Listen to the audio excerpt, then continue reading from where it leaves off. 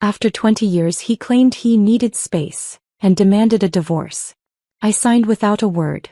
Months later, as he celebrated his engagement to his secretary at our old vacation spot, I arrived unannounced. "Congratulations," I said, handing him an envelope. "His father's will had a clause. Divorce me, lose everything." His fiancée's scream was priceless. "I need space." 3 simple words that shattered 20 years of marriage on a Tuesday evening at Giovanni's, our favorite restaurant. Not, "I'm unhappy," or "we need to talk," but the coward's prelude to abandonment, delivered between the chicken parmesan and tiramisu. Robert didn't even have the decency to meet my eyes when he said it, his attention fixed on the condensation sliding down his water glass, as if it were somehow more deserving of his focus than the woman who had devoted 2 decades of her life to him. But I'm getting ahead of myself. The real beginning was 3 weeks earlier in a sterile examination room with mint green walls and motivational posters about courage that suddenly felt like mockery. "Mrs. Mitchell, you have stage 2 breast cancer." Dr. Patel's voice was gentle but firm, her eyes kind behind practical glasses. "The good news is we've caught it relatively early. With surgery and radiation, the prognosis is quite favorable. Before we begin, I want to take a moment to thank you for joining Margaret's journey from betrayal to empowerment. If stories of resilience and unexpected strength in the face of life's cruelest surprises speak to you, consider subscribing. It's completely free and connects you with others who understand that sometimes the perfect life is merely an illusion. Now let's witness how 20 years of marriage can shatter in an instant, and how sometimes justice arrives in the most unexpected ways. I remember nodding mechanically, asking all the right questions, scheduling follow-up appointments, going through the motions while feeling strangely detached from my own body. At 48, the word itself felt foreign in my mouth, like a bitter pill I couldn't quite swallow. The timing couldn't have been worse. Robert had been promoted to senior partner at his law firm just months earlier. The new position came with longer hours, more stress, and higher expectations. I'd spent weeks assuring him I could handle everything at home. The endless social obligations, charity functions, dinner parties, all the invisible work that made his success possible. And now this. An inconvenient illness that didn't fit into our carefully curated lives. I rehearsed breaking the news to him on the drive home, planning to approach it calmly, rationally, the way Robert preferred to handle difficult situations. But when I arrived, our house was empty. A text message pinged, "Working late. Don't wait up." The 3rd time that week. I placed my hand over my chest, feeling the hidden enemy within, and wondered when exactly my husband had started pulling away. That night, I sat alone in our kitchen, tracing the veins of the marble countertop we'd selected together during our 10th anniversary renovation. When had our home become a showpiece rather than a sanctuary? When had I become just another carefully chosen accessory in Robert's climb to success? Looking back, the signs had been there for months. Robert's sudden interest in his appearance, new designer suits, a gym membership he actually used, the expensive cologne I didn't recognize. Our conversations grew shorter, his criticisms sharper. The way he checked his phone constantly during our rare dinners together. How he flinched when I touched him. But I'd been too busy maintaining our perfect life to acknowledge what was happening right in front of me. "Margaret, did you reschedule the dinner with the Hendersons?" Robert asked the next morning, not bothering to look up from his phone during our brief overlapping minutes at breakfast. "I thought we could talk about something important first," I replied, my voice steadier than I felt. "Can it wait? I have court in an hour and the Jacobson case is a mess." I swallowed the news along with my lukewarm coffee. "Sure. It can wait." But it continued to wait as days stretched into a week, then 2. Robert came home later each night, his excuses increasingly vague. I scheduled my first oncology appointment alone, telling myself I was being strong, independent, not abandoned. In the quiet moments between maintaining appearances and researching treatment options, I began to notice the gaps in our life together. The framed photos throughout our home that captured smiles but not joy. The separate bedrooms we'd been occupying for months under the pretense of his late work hours and my early mornings. Then came the credit card statement with charges from jewelry stores I'd never visited, restaurants too intimate for business meetings. The late-night phone calls he took in the garage, voice lowered. The lipstick shade on his collar that wasn't mine, a vibrant red I'd never had the confidence to wear. "I think we should have a special dinner this weekend," Robert said that Friday, his voice oddly formal. "There's something important we need to discuss." Hope flickered. Perhaps my illness had made him realize what truly mattered. Perhaps we could still salvage what we'd built. I spent hours preparing for that dinner, choosing a dress that hid my recent weight loss, applying makeup to disguise the dark circles beneath my eyes. I even called my sister, breaking my silence about the diagnosis. "He's finally noticed something's wrong," I told her. "Maybe this is what we needed, a wake-up call."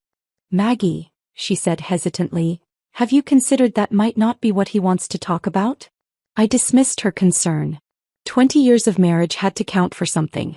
Giovanni's was quiet that Tuesday evening, the soft lighting creating a false sense of intimacy.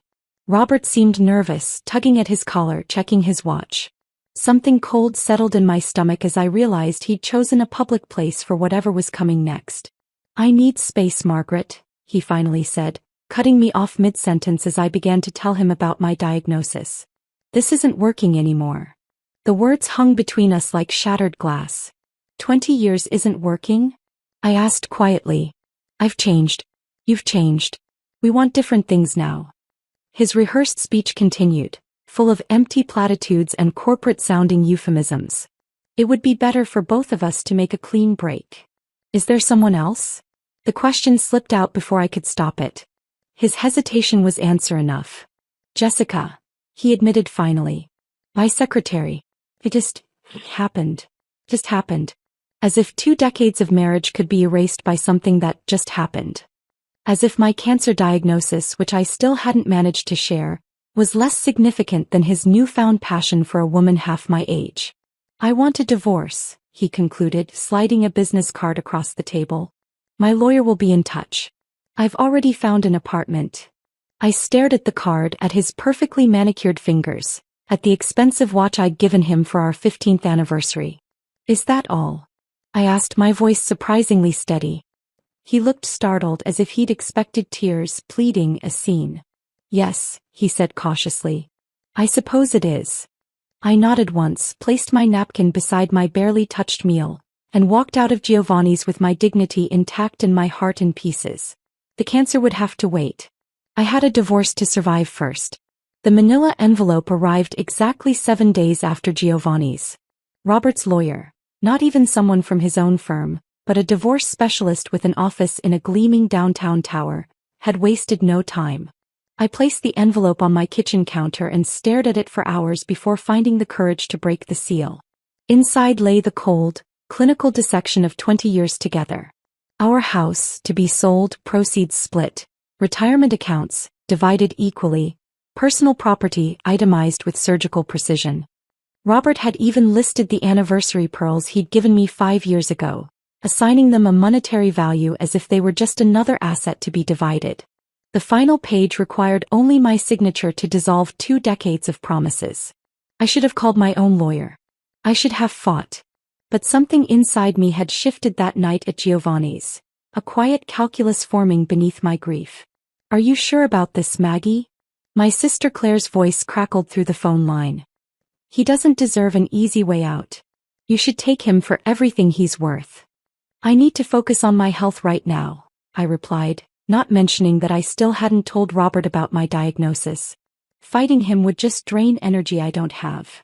What I didn't tell Claire was that my surrender wasn't defeat, it was strategy. Every instinct told me to wait, to watch, to let Robert believe he'd won. I signed the papers with steady hands, wrote a brief note declining mediation or further discussion, and sent the package back the same day. Then I made 2 phone calls. One to my oncologist to schedule surgery, the other to George Mitchell, my father-in-law. George had always been more parent to me than my own father. After my mother died when I was in college, it was George who stepped in with quiet support and practical guidance. When Robert and I married, George embraced me fully as his daughter. Even as Robert grew increasingly distant over the years, my weekly lunches with George remained a constant. "I was wondering when you'd call," George said when he answered. His voice, still strong at 82, carried a note of resignation. "Robert told me yesterday." "Did he tell you why?" I asked, settling onto my porch swing. A heavy pause. "He gave me some nonsense about growing apart. But I've seen how he looks at that girl from his office." We sat in comfortable silence for a moment, connected by our shared disappointment in the man we both loved. "I'd still like to have our lunch on Thursday," I said finally. "If that's okay with you." "Nothing would make me happier, Margaret. Nothing at all." 2 days later, I sat across from George at Mercer's Cafe, watching him methodically butter his toast. He looked older somehow, the lines around his eyes deeper, his shoulders slightly more stooped. "Robert gets his ruthlessness from his mother," George said suddenly, setting down his knife. "I always hoped your gentleness would soften those edges." "I think I enabled them instead," I admitted. George reached across the table and covered my hand with his. "I need to tell you something, Margaret. Something important." He explained that after his wife died 6 years ago, he'd made changes to his will.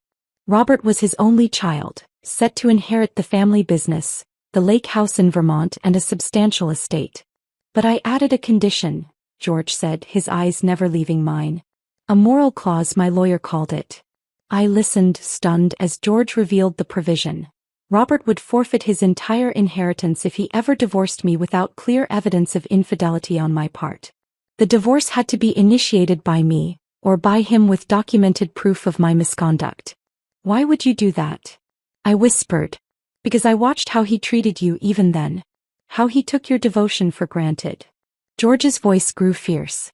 "And because I've seen too many men in my generation discard loyal wives once they've served their purpose." I sat back, processing this revelation. "Does Robert know about this clause?" "He never bothered to read the will," George said with a sad smile. "Too busy climbing the ladder to concern himself with an old man's affairs." That lunch changed everything. Walking home, I felt something unfamiliar bloom in my chest. Not hope exactly, but possibility.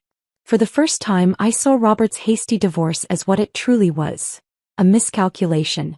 The weeks that followed brought unexpected clarity. While recovering from my lumpectomy, a procedure Robert knew nothing about, I reconnected with friends I'd neglected during my marriage. I hired a financial advisor to help secure my future. I began radiation treatments with Claire by my side, discovering reserves of strength I never knew I possessed. Then came the Instagram post that ripped open barely healed wounds.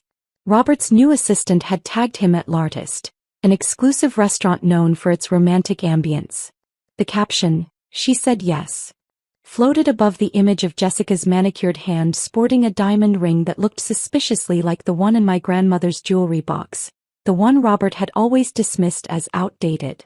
The comments section overflowed with congratulations, including several from couples we'd entertained in our home. The engagement had come mere weeks after our divorce was finalized. The speed of it was both insulting and revealing. That night, I scrolled through Jessica's public profile, piecing together a timeline of their relationship through seemingly innocent photos. Office parties where they stood too close, team dinners where Robert's law partners were conspicuously absent. Their affair had begun long before Robert's request for space. I was about to close the app when I spotted it. A photo of Lakeview Cottage, George's beloved vacation home in Vermont. The caption made my blood run cold. "Planning our perfect engagement party. #justice, #fresh start, #Lakeview memories." The very place where Robert had proposed to me 21 years ago. The property that, according to George's will, would never be his if he divorced me. I set down my phone and walked to the window, watching darkness settle over the neighborhood where I'd spent half my life.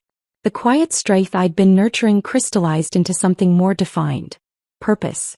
Robert thought he'd walked away with his freedom and his future secured. He had no idea that his father had foreseen this very scenario, or that I now held the power to upend his carefully constructed new life. I picked up my phone and opened my calendar. The engagement party was in 3 weeks. Just enough time to plan my appearance at Lakeview Cottage and deliver the news that would shatter Robert's perfect illusion, just as he had shattered mine. 3 weeks wasn't much time to prepare for the confrontation that would change everything. My radiation treatments left me exhausted, but each session felt like another step toward reclaiming my body from both cancer and the shadow of my failed marriage.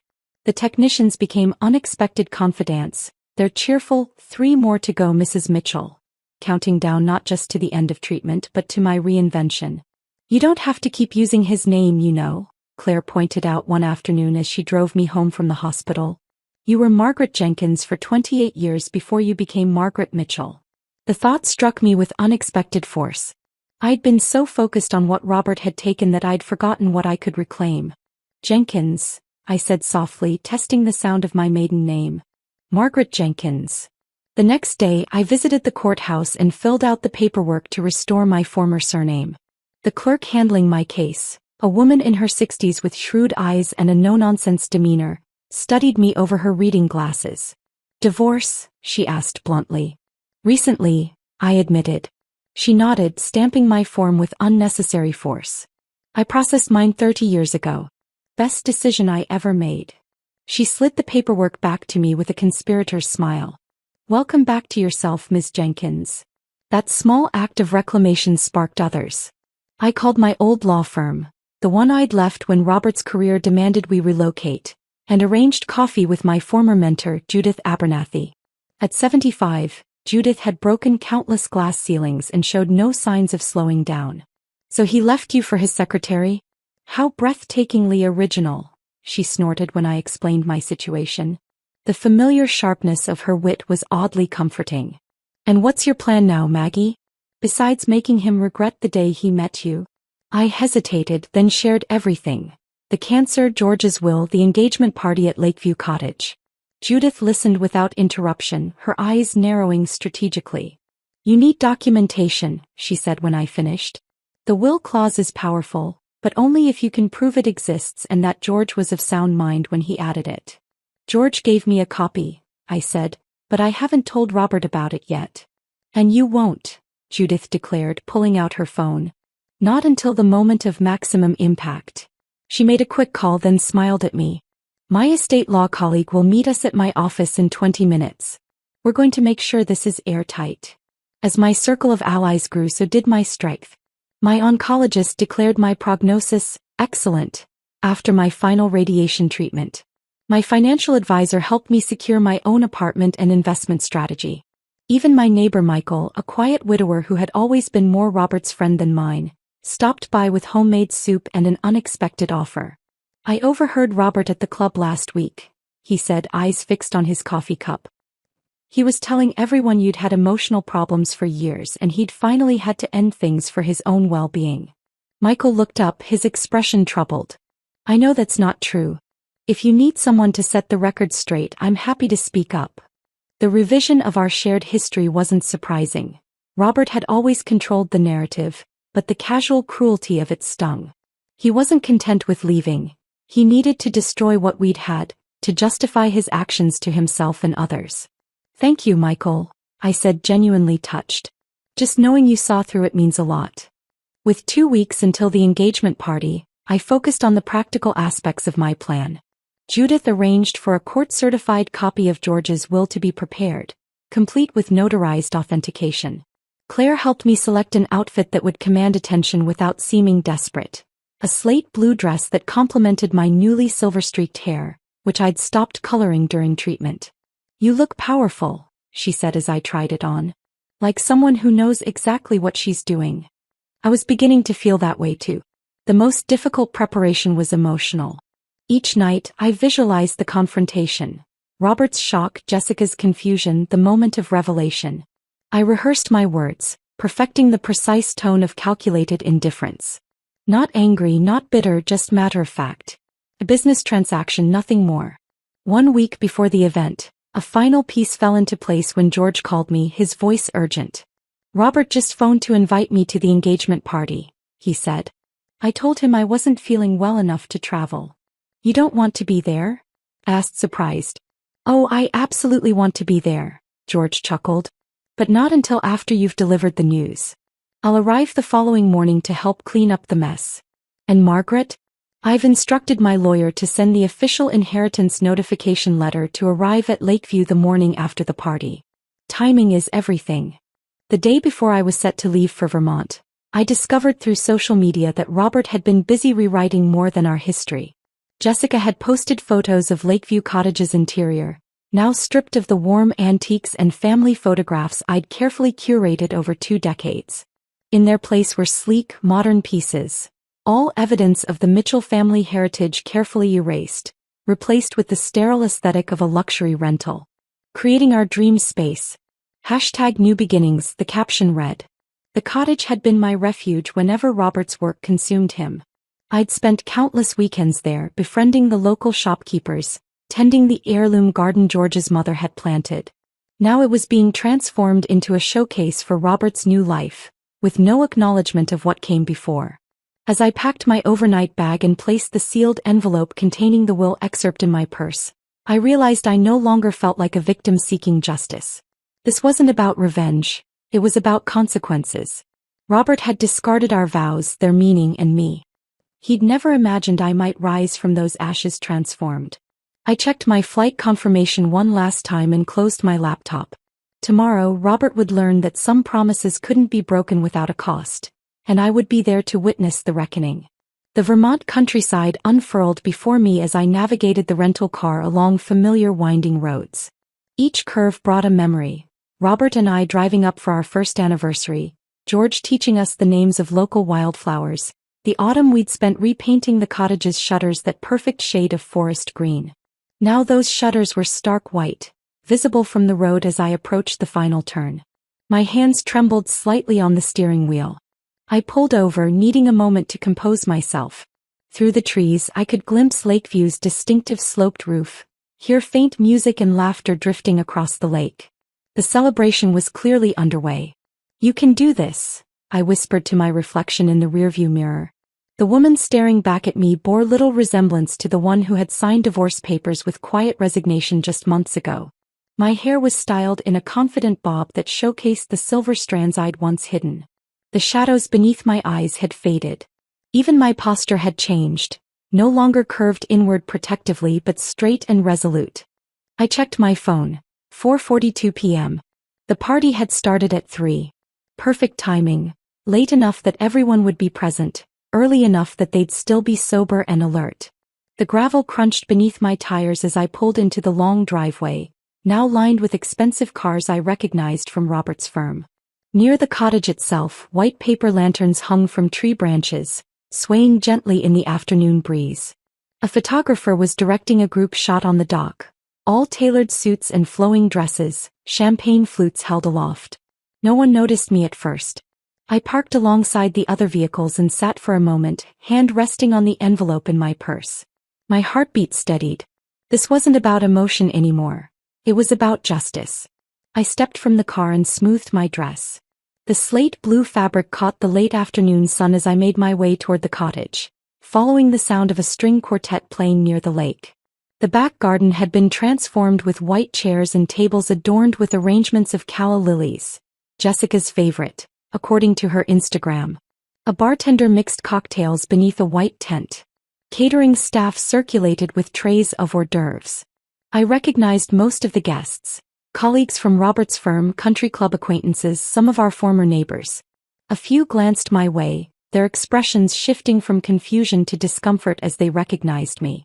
One woman, Diane Harris, whose husband had made partner the same year as Robert, actually gasped, her champagne sloshing over the rim of her glass. "Margaret? Is that you?" she stammered. I smiled pleasantly. "Lovely to see you, Diane. Beautiful party, isn't it?" Before she could respond, I continued toward the center of the gathering, where Robert stood with his arm around Jessica's waist, holding court with the senior partners from his firm. His back was to me, but I would have known his stance anywhere. That particular tilt of his head when he was trying to impress someone, the slight lean into his right hip. Jessica saw me first. Her smile faltered, eyes widening in recognition and alarm. She tugged at Robert's sleeve, whispering urgently. He turned, his expression transitioning from annoyance to shock to a carefully composed mask of civility. "Margaret," he said, his voice carrying just enough to draw attention from nearby guests. "This is unexpected." "Hello, Robert," I replied, my tone light and conversational. "Jessica. Congratulations on your engagement." A tense silence descended. The string quartet faltered briefly before continuing their melody. Nearby conversations halted as guests turned to witness the unfolding drama. "Perhaps we could speak privately," Robert suggested, already moving to guide me away from the crowd, away from his embarrassment. "Oh, I won't stay long," I assured him. "I just wanted to deliver this in person." I removed the envelope from my purse and held it out. Robert didn't take it. His eyes darted around the gathering, calculating the damage to his reputation. Jessica stepped closer, her hand possessively gripping his arm. "What is it?" she asked, her voice higher than usual. "Just a copy of something Robert should have read years ago," I explained. "Your future father-in-law's will. Specifically, the moral clause regarding divorce." Robert's face paled. "What are you talking about?" I opened the envelope and extracted the notarized document, holding it where both could see the official seal. "George added this provision 6 years ago. It states quite clearly that if you initiated divorce proceedings against me without evidence of infidelity on my part, you would forfeit your entire inheritance." Jessica snatched the document, scanning it frantically. Her perfectly manicured nails crumpled the edges as she read. "This can't be legal," she insisted, looking up at Robert. "Tell her it's not legal." But Robert stood frozen, finally understanding the magnitude of his miscalculation. "My father would never do this to me," he said, but his voice lacked conviction. "He did it because he saw who you really were," I replied quietly. "Long before I did." The crowd had grown silent, necks craning to observe our exchange. I noticed Robert's managing partner frowning nearby, no doubt calculating the professional implications. "Everything," I continued, my voice carrying in the stillness. "The firm shares your father held. This cottage. The investment accounts. All of it reverts to George's chosen charity." I paused, allowing the words to sink in. "Unless, of course, you can prove I was unfaithful." Jessica's face contorted with fury. "You planned this," she hissed. "You manipulated an old man to ruin us." I shook my head. "George made this decision years before you entered the picture, Jessica. I only learned about it after Robert left." One of the senior partners approached, his expression severe. "Is this true, Mitchell? Your firm shares aren't secure." Robert's composure cracked. "It's a misunderstanding," he insisted, reaching for the document. "There must be a loophole, an exception. The official notification from George's attorney will arrive tomorrow morning," I said, retrieving the paper from Jessica's trembling hands. "I just thought you deserved some warning." I glanced at the shocked faces surrounding us. "And I wanted to congratulate you both in person, of course." Jessica stared at me, then at Robert, the implications sinking in. Her dream life, the prestigious law partner husband, the vacation home, the secure future, was crumbling before her eyes. Her scream pierced the afternoon air, a sound of pure rage and disbelief that sent birds scattering from nearby trees. "You said everything was taken care of," she shrieked at Robert. "You promised me." I turned to leave, my part in this drama complete. As I walked back toward my car, I heard the growing chaos behind me.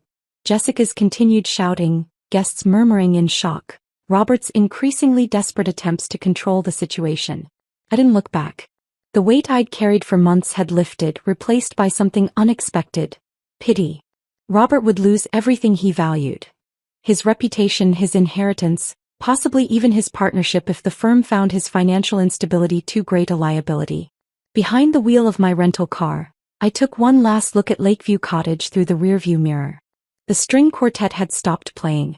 The white lanterns swayed emptily in the breeze. The perfect engagement party had become something entirely different. I started the engine and pulled away, leaving Robert to face the consequences of his choices, just as I had faced mine. The inn by the lake was quiet that evening, my room overlooking the same water that bordered Lakeview Cottage. I ordered room service and sat by the window, watching darkness settle over the mountains. My phone buzzed incessantly, notifications from mutual friends, text messages from Claire asking for updates, even 2 missed calls from George. I silenced it all, needing space to process what had just happened. I'd imagined this moment for weeks, rehearsed it in my mind, prepared for every scenario except how I would feel afterward. The triumph I'd expected hadn't materialized. Instead, I felt hollow, as if I'd shed something essential along with my anger. Sleep came fitfully, but I woke at dawn feeling oddly refreshed. Over breakfast in the inn's solarium, I finally checked my messages. The news had spread like wildfire through our social circle, each retelling more dramatic than the last. According to Claire, who'd heard from our neighbor Michael, Jessica had thrown her engagement ring into the lake before storming off with her bridesmaids. Robert had gotten spectacularly drunk after most guests departed, ranting about betrayal to anyone still listening. George's voicemail was more measured. I've arrived at the cottage. Robert's here looking quite devastated. My lawyer delivered the official notice an hour ago. Call me when you can. I took my time driving back to Boston, stopping at viewpoints along the way, breathing mountain air that tasted of possibility. It wasn't until I reached the outskirts of the city that my phone rang again, Robert's name flashing on the screen. For a moment I considered ignoring it, but something told me this conversation needed to happen. Margaret, his voice sounded rough, unfamiliar. We need to talk. I'm listening, I said, pulling into a rest area. Not over the phone. In person. He paused. Please. We met the following evening at a small cafe halfway between his apartment and mine. Robert arrived first, securing a corner table away from other patrons. He looked haggard, his crisp appearance replaced by rumpled clothes and 3 days' stubble. When he saw me, he stood awkwardly as if unsure whether to offer a handshake or hug. Thank you for coming, he said as I took my seat. What did you want to discuss? I kept my tone neutral, not unkind but not inviting either. Jessica left. He stared into his untouched coffee. The firm has asked me to take a leave of absence while they assess the situation. Dad's refusing my calls. His eyes met mine. You've destroyed everything. You did that yourself, Robert. The waitress approached, looked between us, sensed the tension and retreated without taking my order. Why didn't you tell me about the clause? He demanded, leaning forward. All those weeks during the divorce proceedings. You knew and said nothing. Would it have changed anything? Would you have stayed? His silence answered for him. I didn't orchestrate this to hurt you, I said carefully. I just refused to protect you from the consequences of your choices. And now you get the satisfaction of watching me lose everything. I don't get anything, Robert. The inheritance goes to charity, not to me. I studied him, this man I'd spent half my life with. But I did get something else, the chance to stand up for myself. Which brings me to the reason I agreed to meet. I took a deep breath. I have cancer. His face went blank with shock. What? Stage 2 breast cancer. I found out 3 weeks before you asked for the divorce. I tried to tell you that night at Giovanni's, but you were too busy explaining how you needed space. Robert paled. Margaret, I had no idea. I know, I interrupted. And I'm telling you now not to make you feel guilty, but because I'm done keeping secrets. I'm in remission, by the way. The prognosis is excellent. He stared at me, genuinely speechless for perhaps the first time in 20 years. I spent decades being Robert Mitchell's wife, I continued. Arranging my life around your career, your needs.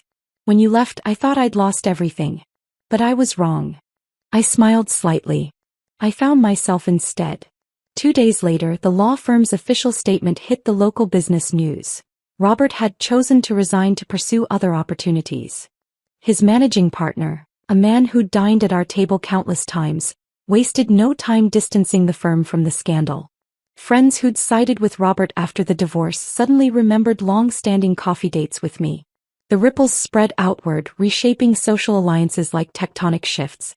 I watched it all with remarkable detachment. My focus had turned inward, toward rebuilding rather than reaction. Spring arrived, bringing an unexpected job offer from Judith's firm. A position managing their nonprofit clients, utilizing the fundraising skills I'd honed through years of charity work for Robert's business connections. The irony wasn't lost on me.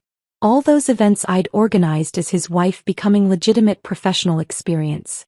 They're not hiring you as a favor to me, Judith insisted when I expressed doubt. They're hiring you because you're good at this. You always were. 6 months after the confrontation at Lakeview Cottage, I received a letter from George.